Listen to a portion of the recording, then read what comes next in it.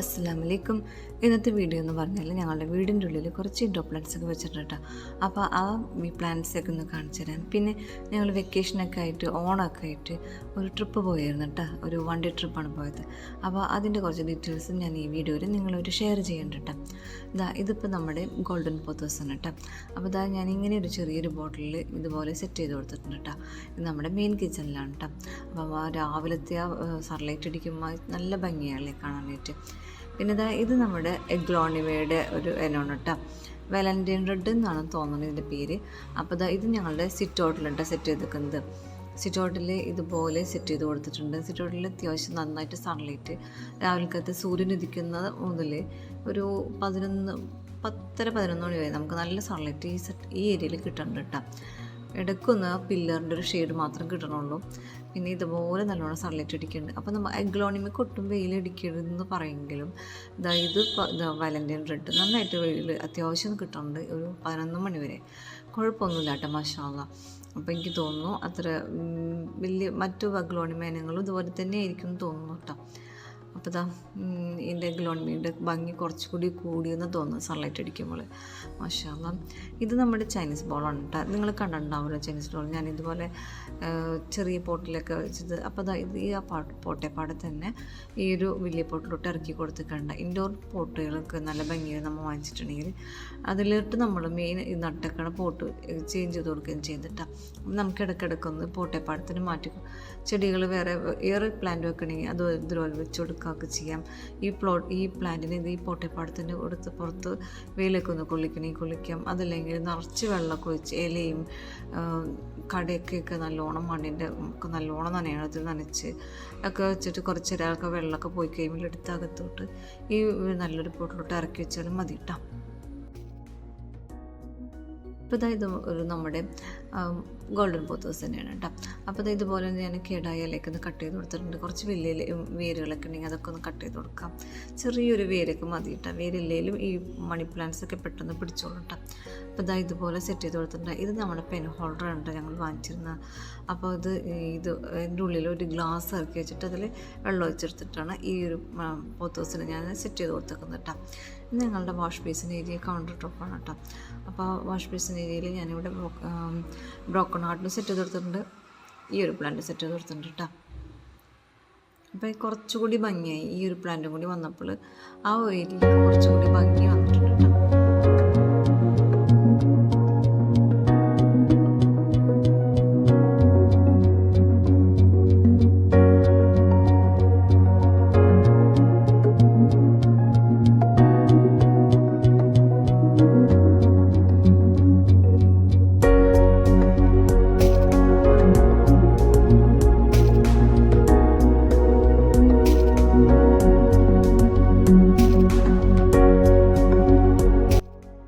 ഇത് palm plant ആണ് കേട്ടോ. പാം പ്ലാന്റ് ഇൻഡോറൊക്കെ വെക്കാൻ പറ്റും നല്ലൊരു അടിപൊളി പ്ലാന്റ് തന്നെയാണ്.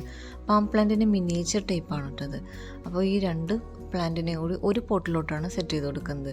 ഇത് അധികം വലുതാകുകയൊന്നും ചെയ്യാത്തതുകൊണ്ട് നമുക്ക് ഈ ചെറിയൊരു പോട്ടിൽ തന്നെ നട്ടു കൊടുക്കുന്നത് നല്ലത് തന്നെയാണ്. അപ്പോൾ 2 എണ്ണം കൂടി ഒന്നിൽ നട്ടു കൊടുക്കുമ്പോൾ നമുക്കൊരു തിക്നെസ് ഫീൽ ചെയ്യുകയും ചെയ്യും, കാണാൻ നല്ലൊരു ഭംഗി ഉണ്ടാവുകയും ചെയ്യും. അപ്പോൾ ഇത് ഞങ്ങളുടെ ഫോയർ ഏരിയയിലാണ് അറേഞ്ച് ചെയ്യാൻ ഉദ്ദേശിക്കുന്നത് ഈ പ്ലാന്റ്.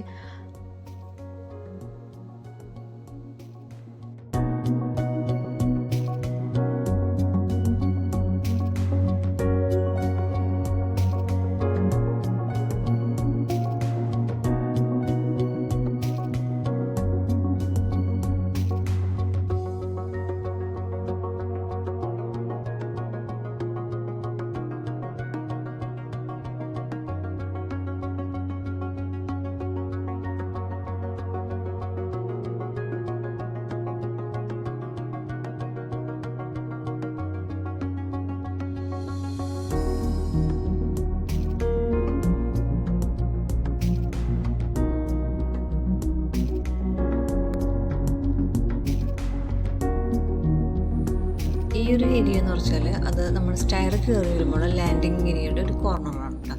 അപ്പോൾ അവിടെയാണ് ഈ ഒരു പ്ലാന്റ് സെറ്റ് ചെയ്ത് കൊടുത്തിരിക്കുന്നത്. ഇത് നമ്മുടെ എഗ്ലോണിമയുടെ സ്നോ വൈറ്റ് എന്ന് പറയുന്ന ഇനമാണ് കേട്ടോ. അപ്പോൾ ഇവിടെ നേരെ ഡയറക്റ്റ് സൺലൈറ്റ് കിട്ടുന്നുണ്ട്. അതായത് ഈ ഒരു വിൻഡോ ഉണ്ട്, വലിയൊരു വിൻഡോ ഉണ്ട്. അപ്പോൾ അതിൽ നിന്ന് നല്ലോണം സൺലൈറ്റ് കിട്ടുന്നതുകൊണ്ട് തന്നെ ഒരു പ്ലാന്റ് നല്ല ഭംഗിയായിട്ട് തന്നെ നേരെ തന്നെ വളരുന്നുണ്ട് കേട്ടോ.